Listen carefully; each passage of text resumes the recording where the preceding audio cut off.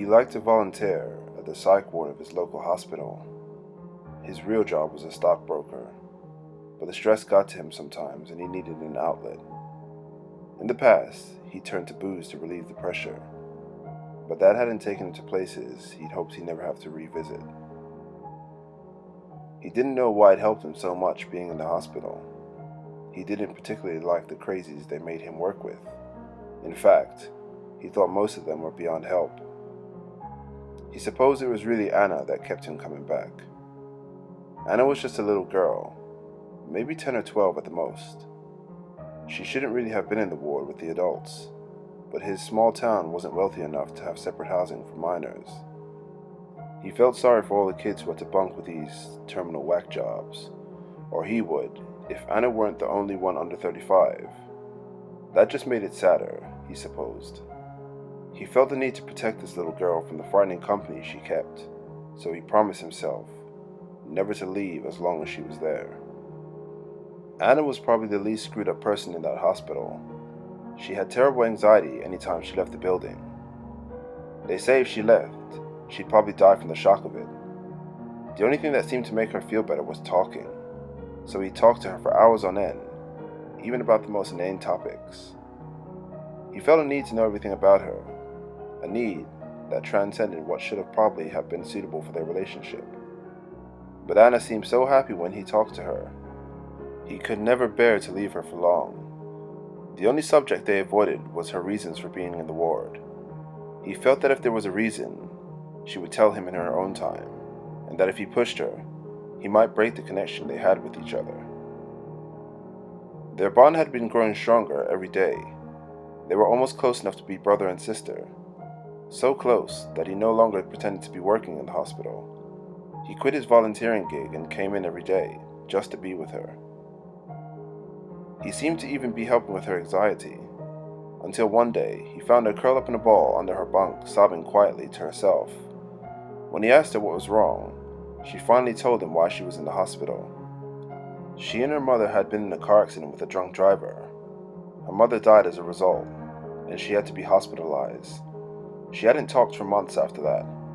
In fact, she had only started talking around the time he had started at the hospital. Touched by the idea that he might have some part in Anna's healing, he felt brave enough to ask her if they'd caught the killer.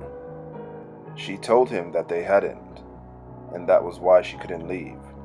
She was so scared he'd come after her.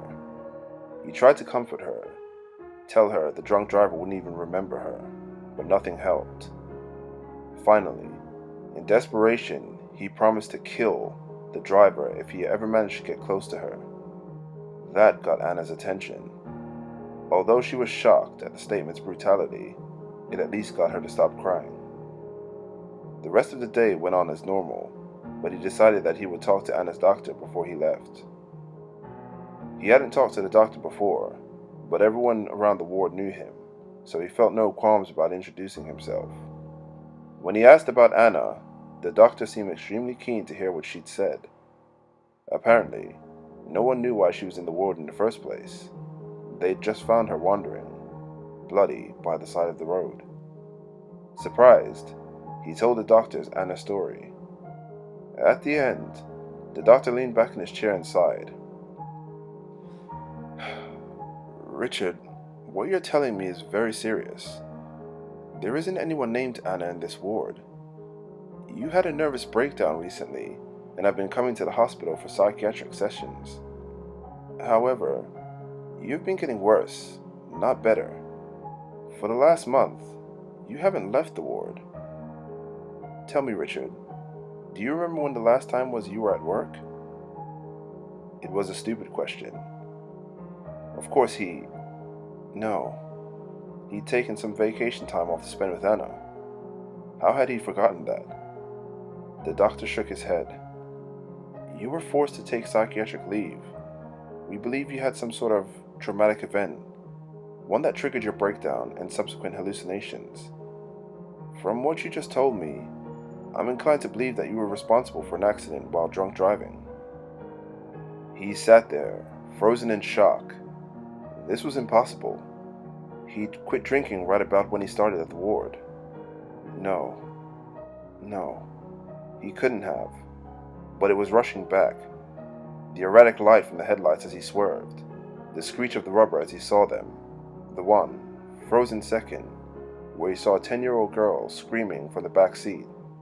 When he looked back, the doctor wasn't there. Anna was sitting in the doctor's place, saying nothing, just staring at him.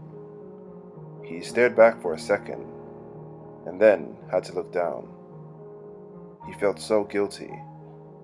So guilty. And he made a promise. Richard picked up the scissors.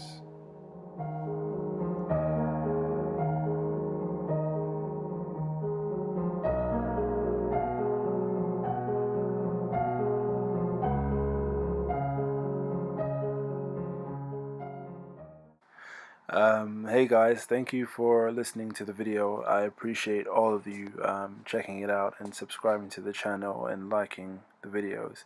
It really does mean a lot to me. I'm umming a lot because this wasn't planned. I just wanted to add a shout out quickly at the end of the video for a Gwen Walker and her daughters. Thank you for watching the channel and being subscribers. I appreciate you guys tuning in.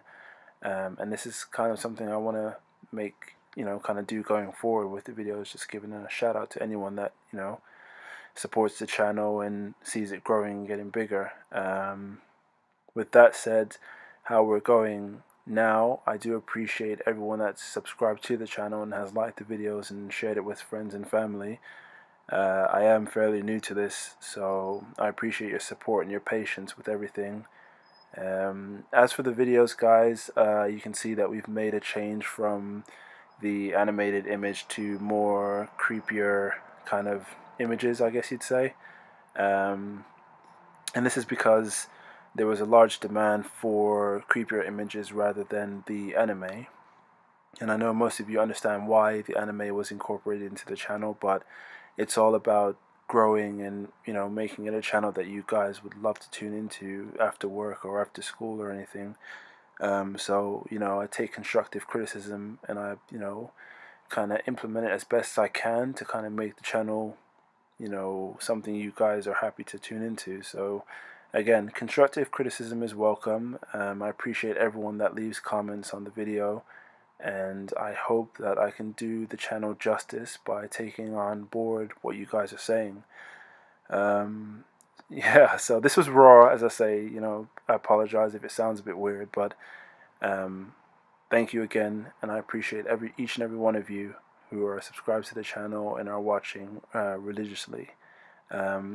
Any comments, guys, you can leave them in the comment section, or I'm on Facebook, newly on Facebook. I'm on Twitter, still trying to find my feet, and I'm on Instagram as well. So yeah, just drop me a follow, guys, and hopefully we can grow going forward. So thanks again. If you'd like a shout out, just leave a comment in the comment section below. Take care, guys.